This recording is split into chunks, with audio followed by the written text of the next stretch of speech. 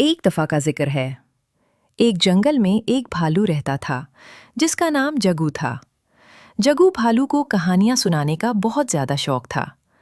जंगल के सारे जानवर जगू से कहानी के लिए दूर दूर से आया करते थे।